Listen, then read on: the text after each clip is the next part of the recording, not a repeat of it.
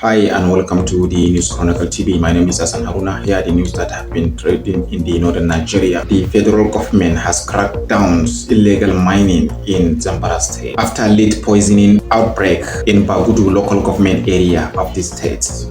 Bauchi State Governor Senator Bala Mohammed says casual workers in various ministries, departments and agencies across Bauchi State will be given priority when the state government begins recruitment of 10,000 workers into civil service. Former DSS Director Dennis Amachree urged federal government to send soldiers deployed for Rivers Emergency Rule to Borno State.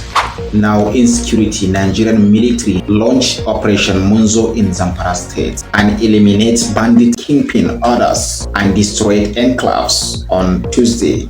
Security forces foils twin bandit attacks in Sokoto State and recover rustled livestock.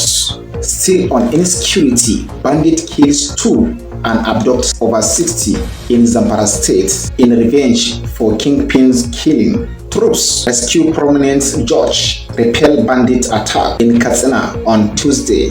Now politics. Again, Senator Mohammed Ali Dume hits President Bola Ahmed Tinubu over urbanization of appointment. Former Senate President Abubakar Bukola Saraki has denied joining the opposition coalition ahead of 2027 general election. Still on politics, Secretary to the federal government, George Akome, speak out, says, "I am not fighting Benue State Governor." This update is brought to you by the News Chronicle. You can share your view in the comment sections, like, comment and share. It is better you drop the idea of contesting president in 2027, APC National Vice Chairman tells Atiku Abubakar.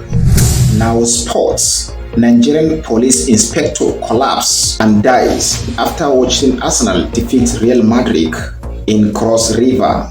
Gombe State Governor Inuwa Yahya received symbolic national unity torch for 2025 National Sport Festival on Tuesday.